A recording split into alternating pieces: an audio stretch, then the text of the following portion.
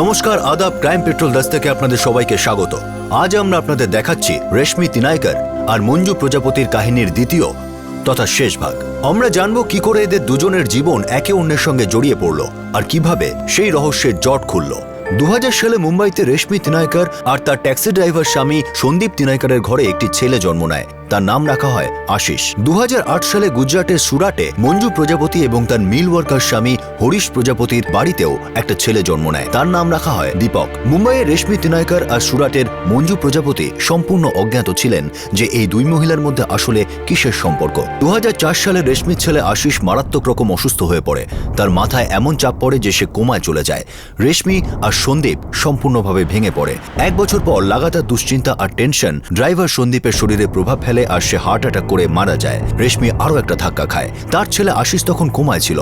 রেশমির শাশুড়ি এই সব কিছুর জন্য রেশমিকেই দায়ী করে। তিনি ভাবলেন যতদিন রেশমি এই বাড়িতে থাকবে অনিষ্ট হতে থাকবে। তিনি রেশমিকে বাড়ি থেকে বের করে দেন। একা অসহায় রেশমি আবারও নিজের মা অস্মিতা বাইকরের বাড়িতে ফিরে যায়। সেখানে তার মা তাকে নতুনভাবে জীবন শুরু করার পরামর্শ দেন। এখন তো তার আশিসকে সুস্থ করতে হবে। রেশমির ঘাড়ে এখন ছেলের চিকিৎসার খরচ চালানোর বোঝা ছিল আর সে বেশি দূর পড়াশোনাও করেনি। সে খাবার বানিয়ে লোকের বাড়িতে পাঠানোর ব্যবসা শুরু করলো। এইভাবে সে অল্প বিস্তর আয় করা শুরু করলো। রেশমি পায়েল নামের একটি মেয়েকেও খাবার দিত। সেই মেয়েটি রেশমির জন্য চিন্তিত ছিল। তাই সে ভাবলো রেশমিকে তার কোম্পানির বসের সঙ্গে দেখা করালে কেমন হয়, আর অফিসের ক্যান্টিনের দায়িত্ব তাকে পাইয়ে দিলে কেমন হয়। পায়েল রেশমিকে অফিসে নিয়ে যায় আর তাকে কাজ পাইয়ে দিতে সফল হয়। রেশমির ক্যাটারিং এর ব্যবসা জমে ওঠে। ও যতটা না ভেবেছিল তার থেকে বেশি আয় করতে শুরু করে। রেশমির ছেলে তখনও কোমায় ছিল। সে ভাবলো আশিসের এবার আরো ভালো চিকিৎসা করাবে। সে একটি বড় ফ্ল্যাট কিনলো যাতে আশিস বাড়ি ফিরে এলে আর কোনো রকম অসুবিধা না হয়। 2007 সালে আশিসও মারা যায়। রেশমি প্রায় ভেঙে পড়েছিল। সে ভাবলো যার জন্য সে বেঁচে ছিল সেই যখন নেই তাহলে আর বেঁচে থেকে লাভ কি। কিন্তু তার মা তাকে আরো একবার সাহস জোগালো। তাকে বলল যে হয়তো তার জীবনের অন্য কোনো উদ্দেশ্য আছে, হয়তো তার নিয়তিতে অন্য কিছু লেখা আছে। রেশমি আবার নতুন করে জীবন শুরু করলো। রেশমির সীমা নামে একটি বাচ্চাকে খুবই পছন্দ ছিল। সে একটা মন্দিরের সামনে ভিক্ষা করত যেখানে রেশমি প্রতিদিন যেত। রেশমিদের বস্তিরই এক বাসিন্দা জয়শ্রী চাওলা তাকে জানায় যে সীমার বাবা একজন মাতাল আর তার মা অজানা এক রোগে মারা গেছে। তার বাবা শুধু টাকার জন্য মেয়েকে দিয়ে ভিক্ষা করায়। রেশমি জয়শ্রীর সঙ্গে সীমার বাবার সঙ্গে দেখা করতে গেল। বাবার শুধু টাকার দরকার ছিল। সে রেশমির কাছে জানতে চাইল বাচ্চার বদলে কত টাকা পাওয়া যাবে। রেশমি সীমাকে দত্তক নিল। রেশমি এখন সেই সব কিছু সীমার জন্য করতে চাইল যা সে আশিসের জন্য করতে পারেনি। জয়শ্রী তাকে পরামর্শ দেয় যে তার একটি ছেলেকেও দত্তক নেওয়া উচিত যাতে আশিসের শূন্যতাও পূরণ হয়। 2008 সাল নাগাদ গুজরাটের সুরাট শহরে মঞ্জু প্রজাপতি একটি ছেলের জন্ম দেন। কিন্তু দুর্ভাগ্যবশত বাচ্চাটি একটি মাত্র কিডনি নিয়ে জন্মেছিল। ডাক্তাররা মঞ্জু এবং তার স্বামী হরিশকে উপদেশ দিলেন যে বাচ্চাকে যেন চোখে চোখে রাখা হয়, তাকে যেন বেশি দৌড়াদৌড়ি করতে না দেওয়া হয়। দীপকের যখন 3 বছর বয়স তখন তার একটা ছোট ভাই হয়, নাম উমেশ। 2011 সালের 28শে জানুয়ারি ঠাকুমার হাজার বারণ সত্ত্বেও দীপক পাড়ায় খেলতে বেরোয়। আর সেই দিনই ওদের বস্তিতে এক মহিলাকে সন্দেহজনকভাবে ঘুরতে দেখা যায়। সেই মহিলার নজর বাচ্চাদের উপর ছিল। সেদিন পাড়ায় খেলতে বেরোনো দীপক আর কখনো বাড়ি ফেরেনি। তার বাবা মা মঞ্জু এবং হরিশ আর গোটা পরিবার তন্ন তন্ন করে খোঁজার পরেও তাকে খুঁজে পায় না। ওরা থানায় গিয়ে অভিযোগ দায়ের করে। মামলার সংবেদনশীলতার কথা মাথায় রেখে পুলিশ তৎক্ষণাৎ সুরাটে তল্লাশি অভিযান শুরু করে। কিন্তু দীপকের কোনো খোঁজ পাওয়া যায় না। কোথায় গেছে দীপক, কে অপহরণ করলো তাকে, আর কোথায় বা নিয়ে যাওয়া হয়েছে। এবার তারপর আমি মায়ের কাছে যাব, আমি মায়ের কাছে যাব, আমি মায়ের কাছে যাব, আমি মায়ের কাছে যাব, মায়ের কাছে যাব। সোনা, ভালো বাচ্চারা কাঁদে না। এখন থেকে আমি তোমার মা। না, তুমি আমার মা নও। আমার মা বাড়িতে আছে। সোনা, আমি এখন তোমাকে কি করে বোঝাবো? দেখো, তোমার মা না অনেক দূরে চলে গেছেন। তোমার এটাই পারে। দেখো কত বড়, তোমার ভালো লাগবে। দিদি আছে, আমরা সবাই তোমাকে খুব ভালোবাসবো। ভালো লাগবে তোমার। না, আমি মায়ের কাছেই যাব। সোনা, আমি তোমাকে অশ্বিনী বলে ডাকি। কেন? আমার নাম তো প্রদীপ। আমি মায়ের কাছে যাব।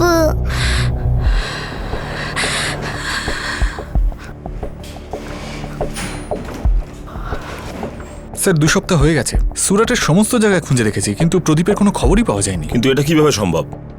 এখানে আবার অন্য স্টেটের গ্যাং কাজ করছে না? স্যার সমস্ত সোর্স অ্যাক্টিভেট করে দিয়েছি। তারা এটাই দেখছে যে অন্যান্য নিখোঁজ হওয়া বাচ্চা আর এর নিখোঁজ হওয়ার পদ্ধতির মধ্যে কোনো মিল আছে কিনা। যা করতে হয় করো, যেভাবেই হোক বাচ্চাটাকে খুঁজে বের করো যত শীঘ্রই সম্ভব। ওই বাচ্চাটার শরীর এমনিতেই ভালো না, ওর যেন অন্য কোনো কষ্ট না হয়। Yes sir.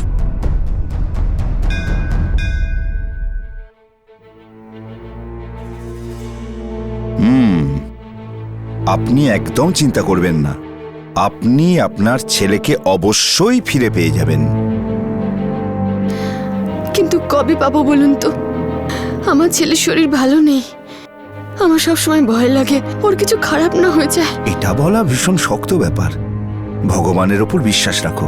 আমি তো শুধু এইটুকুই বলতে পারি যে তোমার ছেলেকে তুমি অবশ্যই ফিরে পেয়ে যাবে।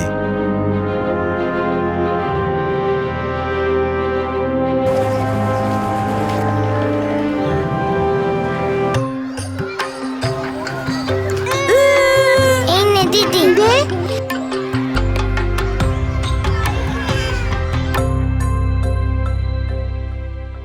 অশ্বিনী কেলকর।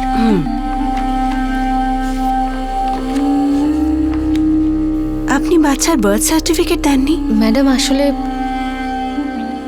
অশ্বিনীকে আমি দত্তক নিয়েছি। ও, তো অ্যাডপশন পেপার? হ্যাঁ হ্যাঁ আছে, এই নিন।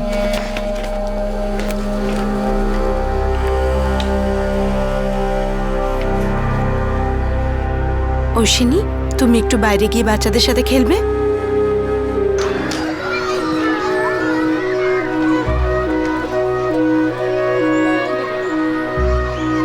না না না, ওটাকে ফেলো না, ফেলো না। ও, ওর মা বাবার মৃত্যু অ্যাক্সিডেন্টে হয়েছিল? হ্যাঁ, সুরাটে, ওখানেই থাকতো। সেই জন্যই অশ্বিনী এত চুপচাপ থাকে। কোনো ব্যাপার না, একটু সময় গেলে ঠিক হয়ে যাবে। আর এখন তো অনেক ছোট, ধীরে ধীরে সব ভুলে যাবে। হ্যাঁ ম্যাডাম, না হলে আমার ভালোবাসা ওকে সব ভুলিয়ে দেবে। আমি আমার স্বামীকে হারিয়েছি,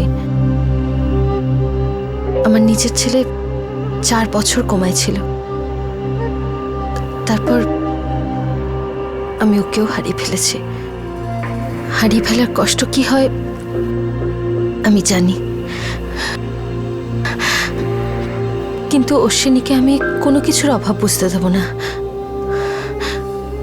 নিজের ছেলের থেকেও বেশি ভালোবাসবো। আমি জানি ম্যাডাম, আপনি এরকমই করবেন। আপনি কালকে থেকেই ওকে স্কুলে পাঠাতে পারেন। Thank you ma'am.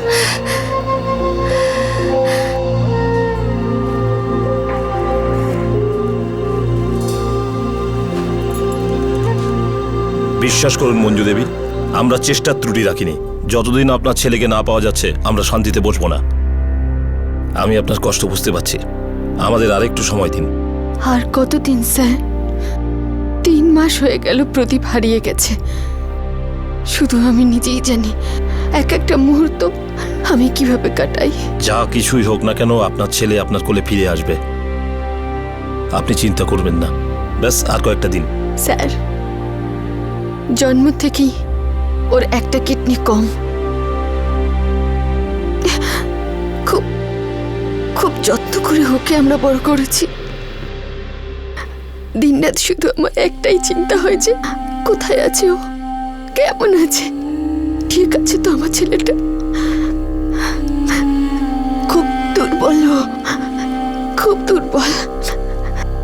আমার বাচ্চাকে তাড়াতাড়ি খুঁজে দে।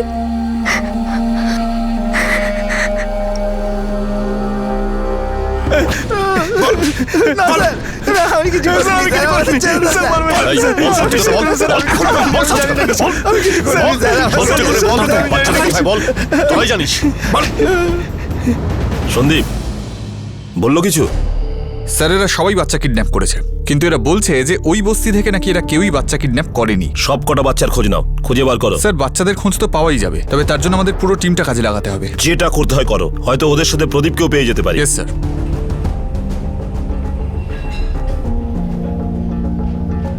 চল চল, ওঠ ওঠ গাড়িতে ওঠ ওঠ।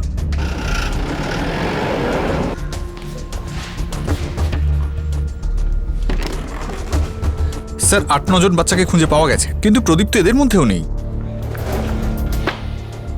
Ringa, ringa, roses, pocket full of poses. Husha, hasha, up and down. Very good. Huh? Ashwini, Ashwini, Ashwini, Ashwini চোখ খোল। অশ্বিনী কথা বল। অশ্বিনী কি হয়েছে তোর? কি হয়েছে তোর বাবা? অশ্বিনী কি হয়েছে বল? অশ্বিনী কি হয়েছে তোর বল? অশ্বিনী, অশ্বিনী।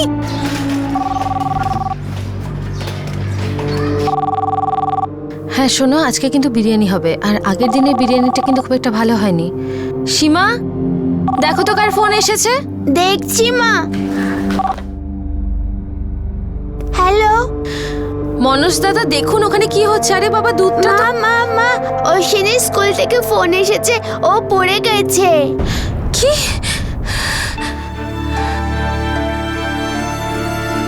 শ্বাস নাও বাবা, শ্বাস নাও। হ্যাঁ, এই তো, ভেরি গুড।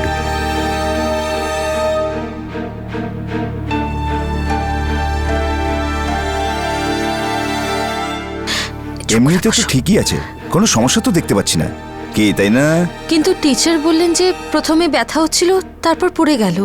ডাক্তারবাবু, আর অন্য কোনো সমস্যা নেই তো? আপনি একটা কাজ করুন, আপনি ওর পুরো চেক আপ করিয়ে নিন, সেটাই ভালো হবে, আপনার কোনো চিন্তা থাকবে না।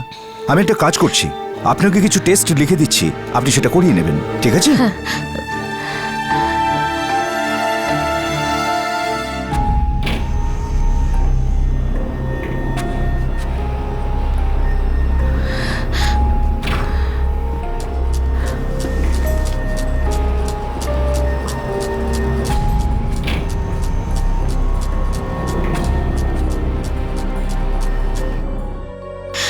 সমস্ত টেস্ট হয়ে গেছে, আজ রিপোর্টও এসে যাবে, কিন্তু খুব ভয় লাগছে, কি জানি কি হবে।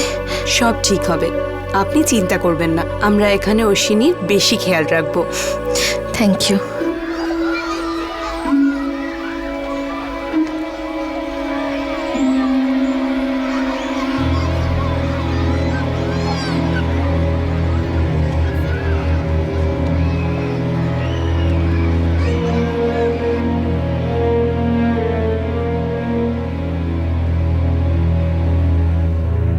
ডাক্তারবাবু, সবকিছু ঠিক আছে তো?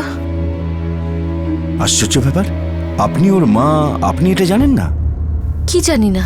যে আপনার ছেলের একটাই কিডনি, কি? আর সেটা জন্মের সময় থেকেই।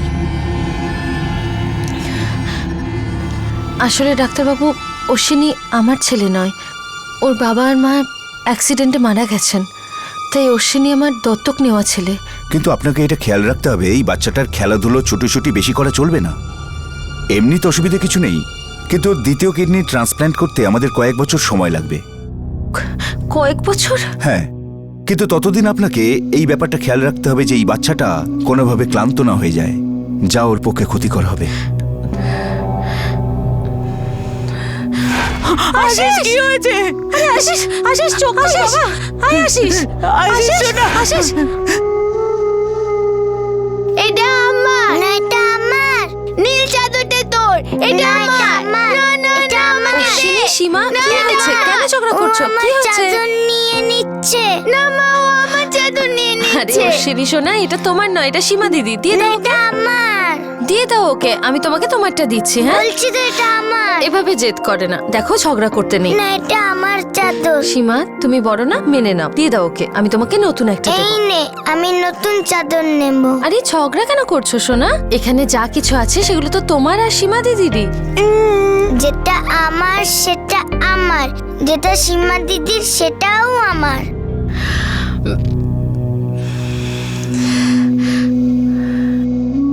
রেশমি, দেখ, কোনো চিন্তার ব্যাপার নেই, আর একটু বেশি খেয়াল রাখতে হবে ছেলেটার উপর। ব্যাস মা, ব্যাস, আমি আর কিচ্ছু হারাতে পারবো না। এখন অব্দি আমি শুধু হারিয়েছি, শুধু একটা জীবনের জন্য যথেষ্ট। এখন এই দুজন বাচ্চাই আমার সবকিছু। এবার আমি ভগবানকেও ছাড়বো না যদি উনি আমার কোনো ক্ষতি করার চেষ্টা করেন।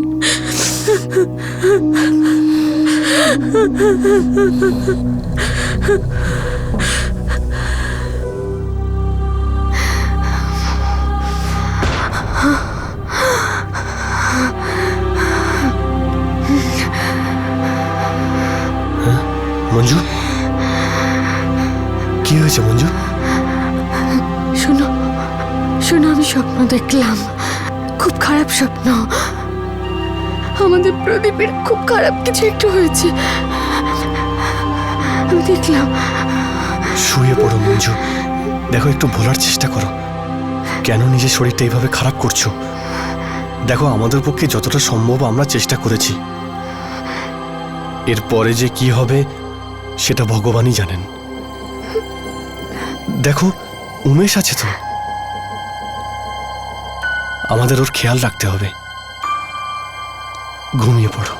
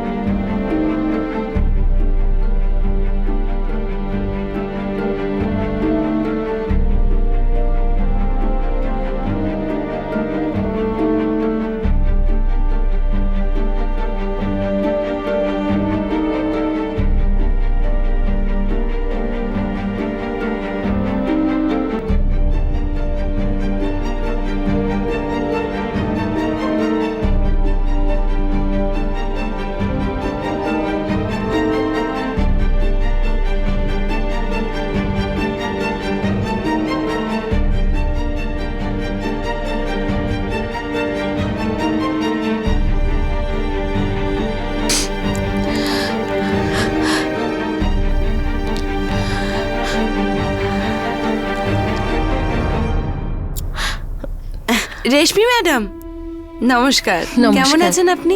আমি ভালো আছি, আর আপনি? আমি একদম ঠিকঠাক। আর প্রদীপ কেমন আছে? সরি, ঐশিনী কেমন আছে? এখন আর কান্নাকাটি করছে না তো? হ্যাঁ জয়শ্রীদি, ও ঠিক আছে। একটু জেদ করে, আসলে বাচ্চা তো, সে তো একটু করবেই। ওর খুব কেয়ারের দরকার, যেটা আমি সবসময় করছি। খুব লাকি বাচ্চা যে ও আপনার মতো মা পেয়েছে।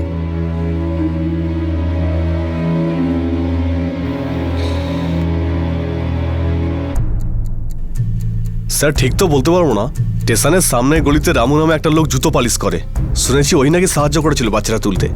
কোনো মহিলা ওর সঙ্গে জড়িত ছিল। ওই মহিলার কোনো খবর?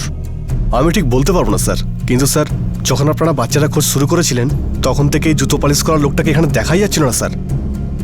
স্যার, আমি জানতে পেরে গেছি এই কেসটাতে ওর নিশ্চয়ই কোনো হাত আছে।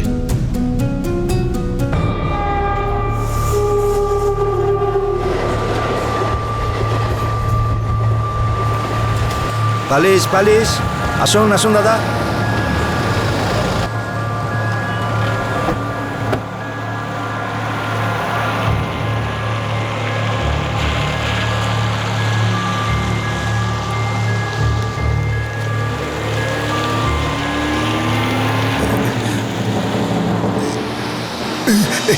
ওই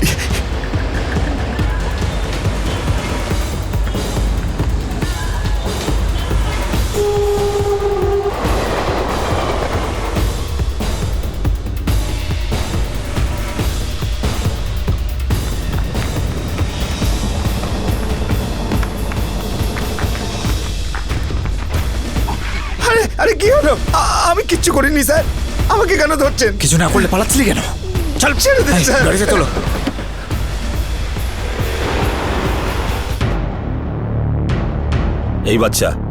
এই বাচ্চাটাকে চাই আমার, আর তুমি একে নিয়ে আসবে। একটা কথা মনে রেখো, আমি যে পালিশ করি না তাতে ভেতরের হাড় পর্যন্ত চকচক করে। আমি সত্যি কথা বলছি স্যার, আমি বাচ্চাটাকে আমি চুরি করিনি স্যার। স্যার স্টেশনের কাছে জুতো পালিশ করে, আর সেই সুযোগে অন্যদের জন্য এই খোঁজটাই নেয় যে কোন জায়গা থেকে বাচ্চা কিডন্যাপ করা সুবিধা হবে। এর সঙ্গে এক মহিলাও ছিল, আর গত বছর এর সাহায্যে কিডন্যাপ করে। মন খুব জল তেষ্টা পেয়েছে, একটু জল দেবে? আমার তো একটু সন্দেহ হচ্ছিল। হ্যাঁ, বাচ্চাদেরকে ড্যাব ড্যাব করে দেখছিল। আমি ভাবলাম জিজ্ঞেস করি যে কি কাজ আছে তোর। কে ছিল সেই মহিলা? আর বাচ্চাটা কোথায়? বল। আমার ছেলে দিব্যি স্যার, আমি কিচ্ছু জানি না। বল। স্যার স্যার ওই মেয়েটা মালগাঁও থেকে আসতো স্যার, আমার কাছে বাচ্চার ব্যাপারে খোঁজ নিত স্যার। ও তোকে কিভাবে চিনতো? স্যার ওই ট্রেনে মাল বিক্রি করে ভূপেন, ওই মেয়েটাকে আমার কাছে পাঠিয়েছিল স্যার। এই যে দাদা 30 টাকা 30 টাকা 30 টাকা হরেক মাল 30 টাকা 30 টাকা হরেক মাল আছে দাদা, বাচ্চাদের জন্য বড়দের জন্য হরেক মাল 30 টাকা। লাগবে কারোর? লাগবে লাগবে নাকি?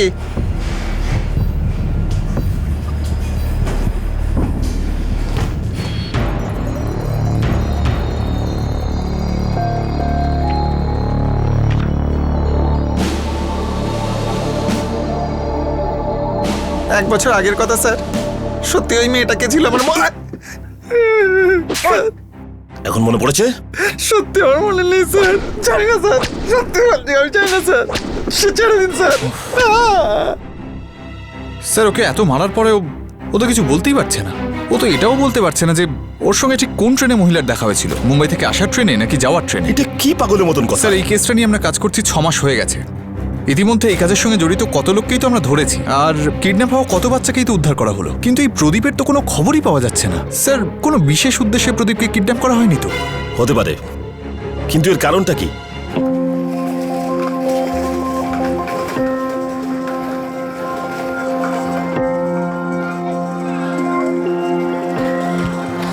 দিদি এবার আমাকে দে, আমি চালাবো। এখন চালাবো, তুই যা, আমি চালাবো।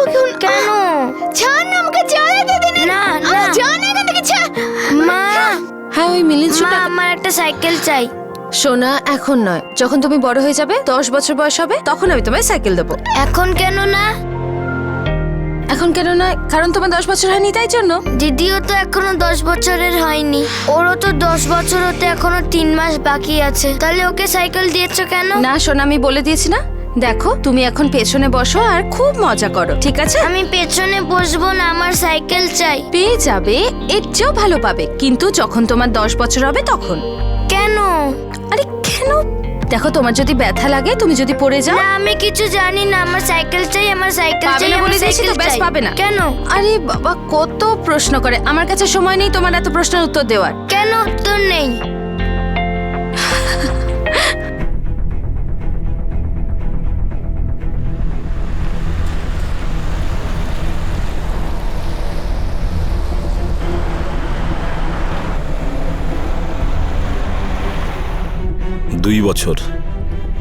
দুই বছর ধরে ওর মা আর পরিবারের থেকে আলাদা। যদি দীপকের খারাপ কিছু হয় না, ওই রেশমি নামে মহিলার অবস্থা আমি খারাপ করে দেবো।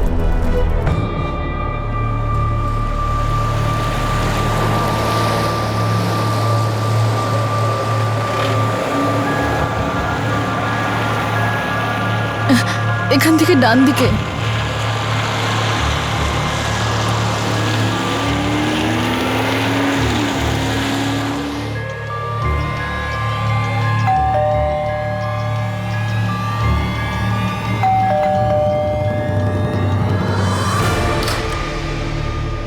আপনি কি মিসেস রেশমি? হ্যাঁ জয়শ্রীদি, কারা আপনারা? পুলিশ। প্রদীপ কোথায়? প্রদীপ? কোন প্রদীপ? যাকে আপনি আপনার ছেলে বানিয়ে রেখেছেন। সীমা, অশ্বিনী, এখানে এসো। এ হলো সীমা, আমার মেয়ে, আর এ অশ্বিনী, আমার ছেলে।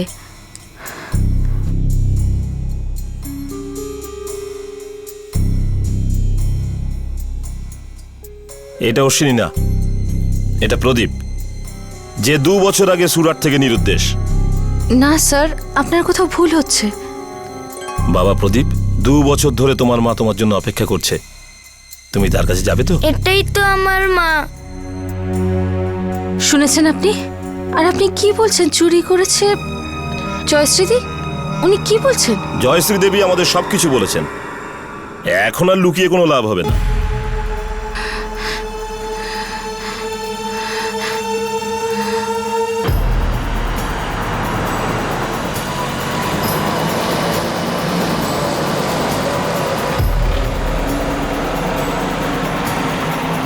এই বাচ্চাটির হতভাগ্য মা গত 2 বছর ধরে নিজের ছেলের সঙ্গে দেখা করার জন্য অপেক্ষা করছে, আর তুমি একে কিডন্যাপ করার পর তার মা সাজার নাটক করছো। আমি মোটেও ওকে কিডন্যাপ করিনি, আমি ওকে আইনি মতে দত্তক নিয়েছি। আমি তো এটাই জানতাম যে ওর বাবা মা কোথাও অ্যাক্সিডেন্টে মারা গেছেন। বন্ধ করো এই গল্প বলা, সব খেলা তোমার শেষ হয়ে গেছে।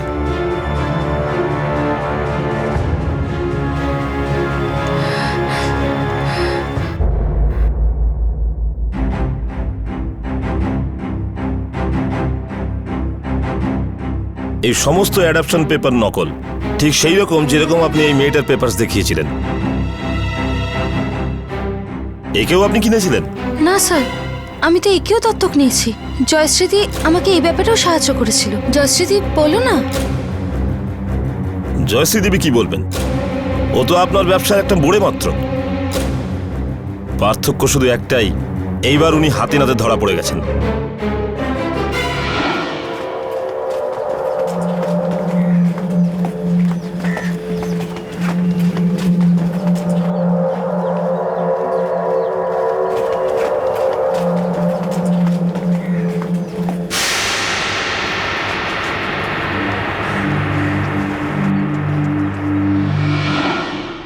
বোন, খুব জল তেষ্টা পেয়েছে, একটু জল দেবে?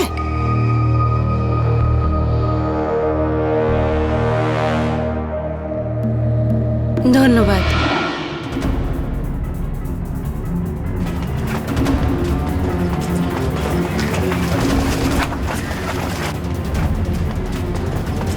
মঞ্জু, মঞ্জু।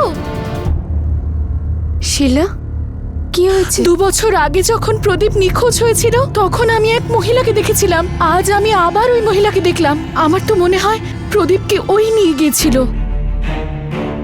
আমার প্রদীপ? তুই ওকে আটকালি না কেন? এইখানেই দেখেছিলাম ওকে আমি। তাড়াতাড়ি চল, তাড়াতাড়ি।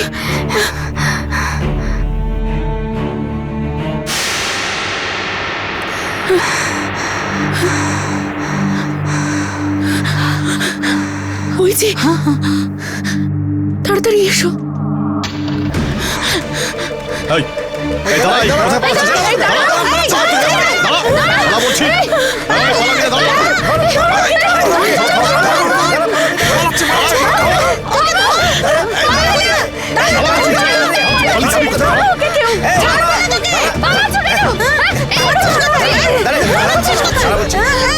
ছেলে কোথায়? বল। আপনারা ভুল ভাবছেন।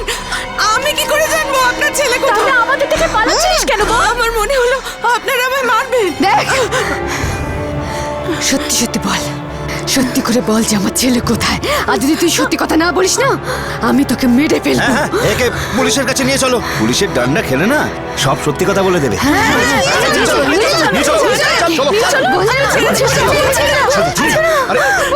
কোথায় বাচ্চা? সাহেব, আমি কিছু জানি না। আমি তো আমার দাদা বৌদির সাথে দেখা করতে এসেছিলাম। জানি না ওরা আমায় কেন ধরে আনলো।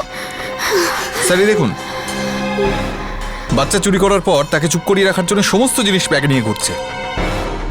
সাহেব, আমার দাদার ছেলেটা 1 বছরের। আমি এইসব ওর জন্য এনেছিলাম। কোথায় থাকে তোমার দাদা বৌদি? আমি বম্বেতে থাকি। আমি ওদের বাড়িটাই খুঁজছিলাম সাহেব। আমি সুরাত প্রথমবার এসেছি তাই। প্রথমবার সুরাট এসছো? হ্যাঁ সাহেব। আর মুম্বাই থেকে বাচ্চার জন্য এই দুধের বোতলটা এনেছো?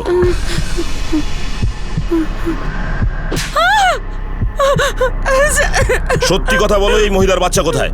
এই মহিলা গত 2 বছর ধরে তার নিজের ছেলেকে দেখার জন্য ব্যাকুল হয়ে গেছে। সাহেব, আমি সত্যি জানি না সাহেব। আমি সত্যি কিছু জানি না সাহেব।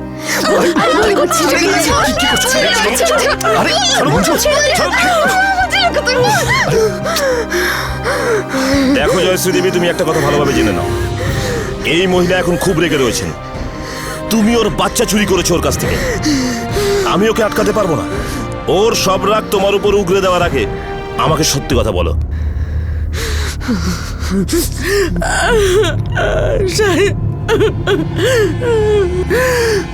আমি বস্তি থেকে বাচ্চা চুরি করেছিলাম। প্রদীপ, প্রদীপ, প্রদীপ।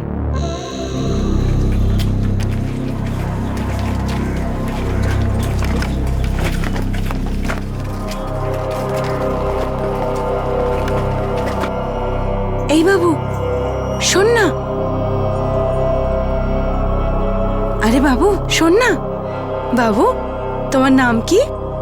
প্রদীপ। প্রদীপ, আরে বাহ কি ভালো নাম তোমার। আচ্ছা শোনো, এই দেখো আমার কাছে কি আছে। খাবে? আচ্ছা শোনো, আমি না আমার দাদার বাড়ি যাচ্ছিলাম, কিন্তু ওদের বাচ্চারা তো এখন স্কুলে গেছে, তো তো তুমি এগুলো সব রেখে নাও, হ্যাঁ?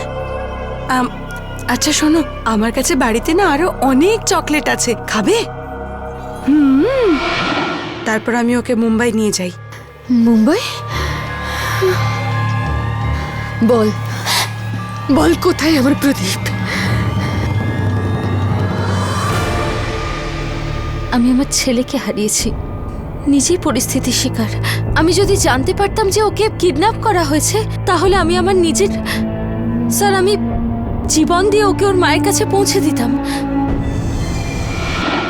আমি যা কিছু আশিসের জন্য করতে চেয়েছিলাম, এবার আমি সবকিছু সীমার জন্য করব। কে বলতে পারে আপনি হয়তো আশিসকেই ফেরত পেয়ে গেলেন।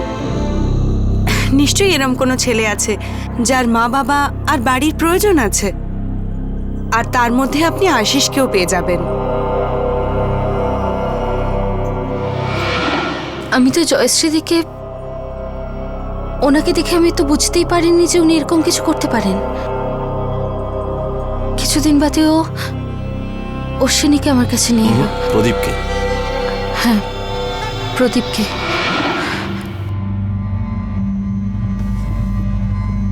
সত্যি বলতে আমার এত সামর্থ্য নেই যে আমি ওর দেখাশোনা করতে পারি। ও আমার দাদার একমাত্র সন্তান। খুব খারাপ হয়েছে। আমার শরীর ঠিক ছিল না, তাই দাদা বৌদিকে আমিই বললাম তোমরা মন্দিরে চলে যাও। আমি ওর সাথে বাড়িতেই থেকে গেলাম। ওনারা মন্দিরে গেলেন, আর ভগবান চিরকালের জন্য ওদেরকে রেখে দিলেন। এত ভয়ঙ্কর অ্যাক্সিডেন্ট হলো যে ওখানেই। জয়শ্রীদীপ, হয়তো ভগবান এই বাচ্চাটাকে বাঁচাতে চেয়েছিল, সেই জন্যই তুমি বাচ্চাটাকে তোমার কাছে রেখে দিয়েছিলে। রেশমি, আমার অবস্থা তো তুমি জানোই। আমি কি করে ওকে মানুষ করব? তুমি ওকে দত্তক নিয়ে নাও না।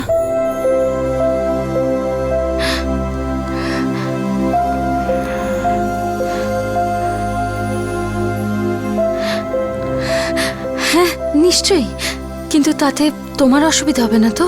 এতে আমার কিসে অসুবিধে? আমি জানি রেশমি, তুমি খুব ভালো মা, বাচ্চাটা খুব ভালো থাকবে। আমি তো খুশিই হব।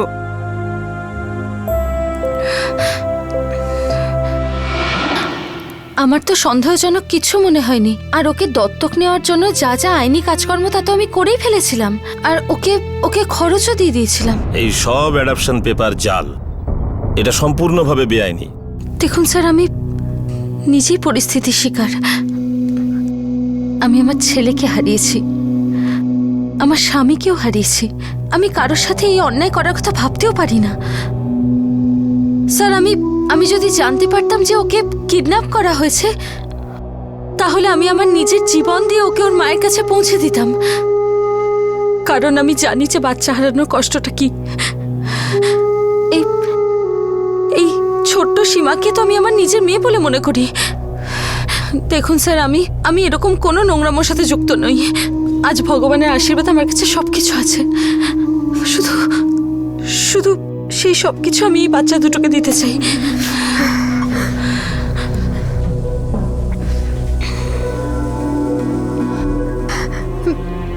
আমার ছেলে প্রদীপ, প্রদীপ, প্রদীপ, আমার শোনা।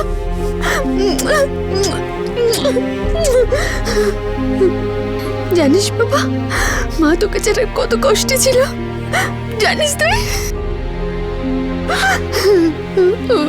আমার শোনা। আন্টি, আপনি আমার মা নয়। মা, বলো না আন্টিকে।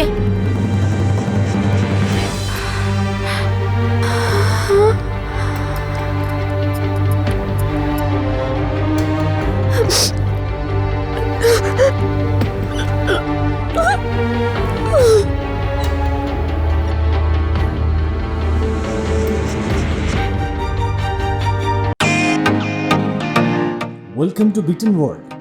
How may assist you? নতুন ফ্ল্যাটের জন্য একটা স্ট্যান্ড ফ্যান আর কুলার নেব। এই পচা গরম থেকে একটু স্বস্তি চাই। বাজার চলতে সব ব্র্যান্ড আর ভরসাযোগ্য নয়। তার জন্য তো আমাদের ফ্যান আছে, all purpose bullet table fan, ceiling fan. আমাদের সিলিং ফ্যান কিন্তু 30 মাসের ওয়ারেন্টি সহ পাওয়া যায়। আছে ফারাটা 2 বছরের ওয়ারেন্টি, 17 থেকে 20 মিটার এয়ার ফ্লো, মধ্যবিত্তের সাধ্যের মধ্যে একমাত্র ভরসাযোগ্য ব্র্যান্ড বিটেন। আমাদের কুলারের কিন্তু অনেক range, 45 litres, 50 litres, 70 litres, 90 litres, 110 litres. Honeycomb সহযোগে বিটেনের সব কুলারের ওয়ারেন্টি 1 বছর। চেনা হাওয়ায় অচেনা অনুভূতির জন্য একমাত্র আদর্শ বিটেন। গরমে স্বস্তি পেতে বিটেনের ফ্যান হোক বা কুলার, আজই আনুন বাড়িতে। Beaten, digitally yours.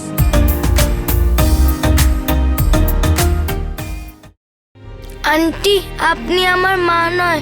মা, বলো না আন্টিকে।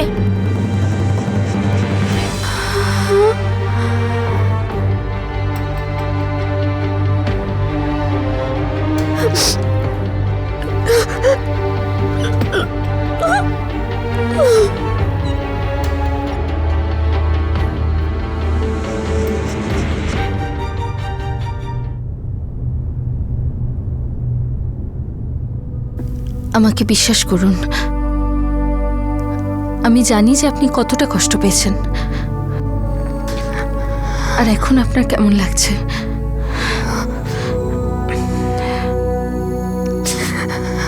আমি সত্যি এটা জানতাম না যে আপনার ছেলেকে চুরি করে আমাকে দেওয়া হয়েছে। হয়তো অল্পই, কিন্তু এটা আমারও দোষ আছে। দেখুন, ক্ষমা করে দিন আমাকে। কিন্তু হ্যাঁ, বেশি নয়, কিন্তু আমি অন্তত ওকে অতটা ভালোবেসেছি যতটা হয়তো আপনি ভালোবাসেন। ওর সবটুকু খেয়াল রেখেছি আমি ওর কোনো কিছুর অভাব হতে দিইনি।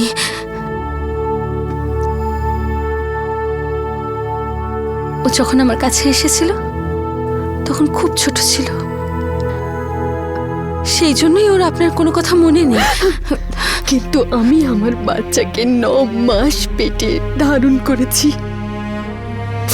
আপনি ভাবতেও পারবেন না কি কি কষ্ট আমি সহ্য করেছি।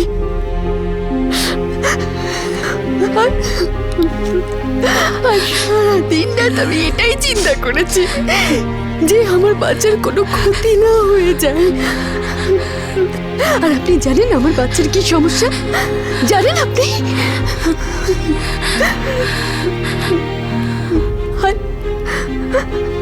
আর এখন আমার কপাল দেখো, আমার বাচ্চা আমাকেই চিনতে পারছে না।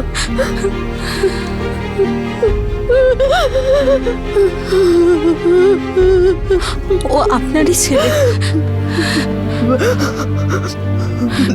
এখনো খুব ছোট। আপনাকে মা মেনে নেবে, কিন্তু ওর একটু সময়ের দরকার। দেখবেন ও ঠিক মেনে নেবে। আপনি হলেন ওর মা, ও আপনারই ছেলে। আমি আপনাকে কথা দিচ্ছি, আমাকে একটু সময় দিন, ও সব বুঝতে পারবে।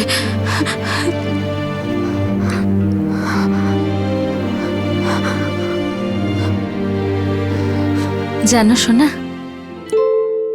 প্রথমে তুমি আমাকে মা বলে ডাকতে না, বলতে আমি নাকি তোমার মাই নই। তোমার মা নাকি দূরে বাড়িতে আছেন, আর খুব কাঁদতে তুমি। আস্তে আস্তে তুমি তোমার মাকে ভুলে গেলে, আর আমাকেই মা মেনে নিলে। কিন্তু এই যে ইনি তোমার মা, অনেক দূরে থাকা সেই মা যার জন্য তুমি কাঁদতে। আমি না তোমাকে মিথ্যে বলেছিলাম যে আমি তোমার মা, আর সেই জন্য না ভগবান আমাকে অনেক বকবেন। তোমাকে তোমার মায়ের থেকে আলাদা করে আমাকে কেউ দিয়ে গিয়েছিল। আমি জানতামই না যে উনি তোমার মা। সোনা, যদি তোমার মনে হয়েছে আমি তোমাকে ভালোবেসেছি, তো একটা কথা শুনবে? কি কথা মা? এই যে উনি তোমার মা, যিনি তোমার সঙ্গে দেখা করার জন্য, ভালোবাসার জন্য, তোমাকে সাথে নিয়ে যাওয়ার জন্য কখন থেকে অপেক্ষা করছেন, কখন থেকে কাঁদছেন। তুমি আমাকে ভালোবাসো তো? তাহলে আমার কথা শোনো, নিজের মায়ের সাথে চলে যাও।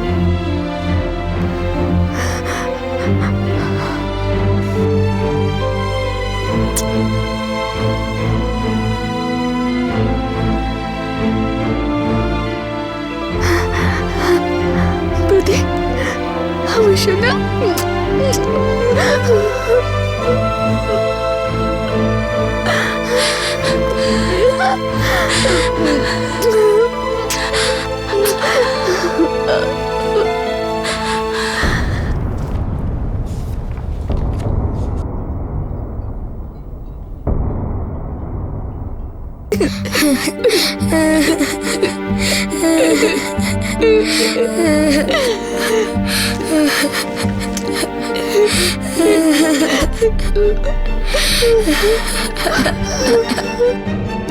এই ভদ্রমহিলা সত্যি জানা ছিল না যে এই বাচ্চাটাকে চুরি করা হয়েছে। ও খুব ভালো যত্ন করেছে, কোনো ত্রুটি রাখিনি। হ্যাঁ স্যার। একটা কাজ করো, মঞ্জু ও তার স্বামীকে ভেতরে নিয়ে এসো। আমি ওদের সাথে কিছু কথা বলতে চাই। Okay sir.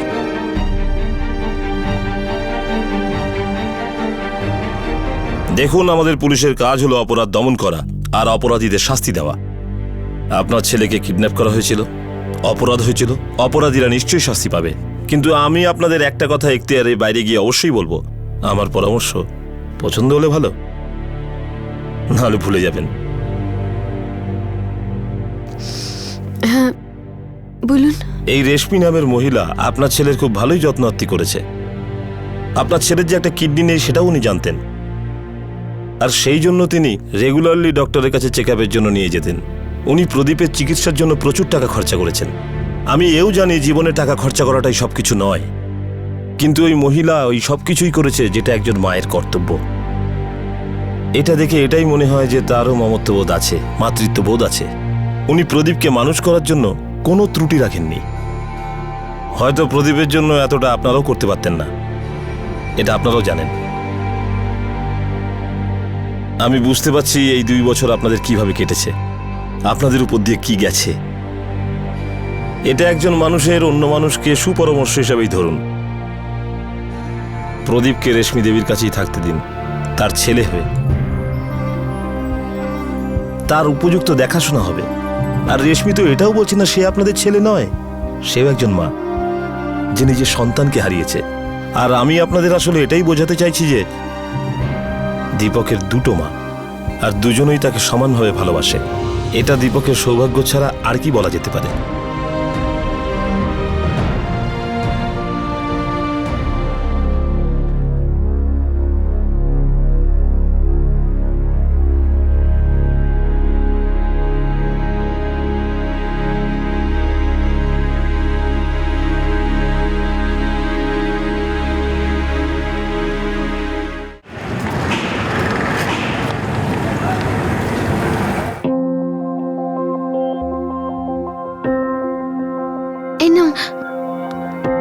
এ আবার কি?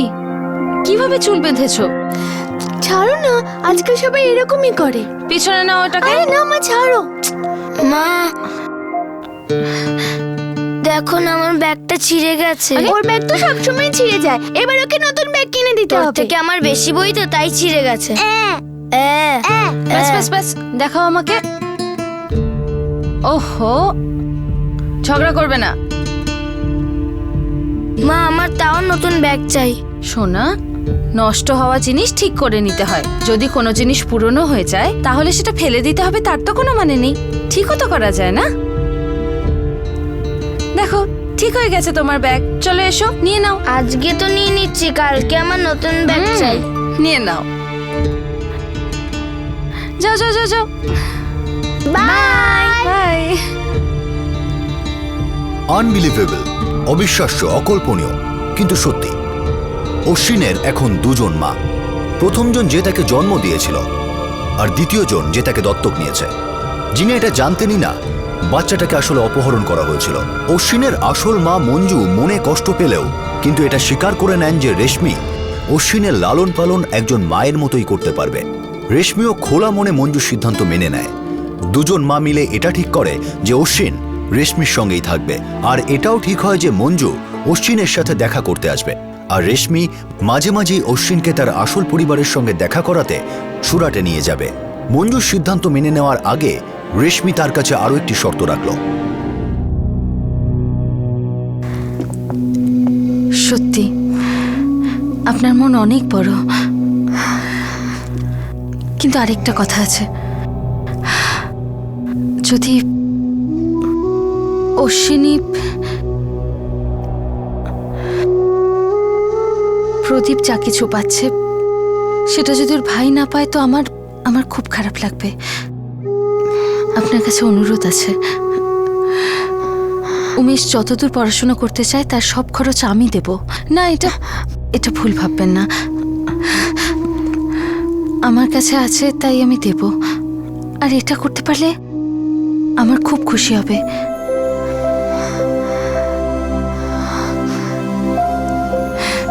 ঠিক বলেছিলে তুমি। অনেক সময় আমরা বুঝতেই পারি না যে আমাদের জীবনের উদ্দেশ্যটা কি। এবার তুমি সেটাকে ভাগ্যই বলো আর নিয়তিই বলো, কিন্তু আমাদের জীবনের একটা উদ্দেশ্য সবসময় থাকে।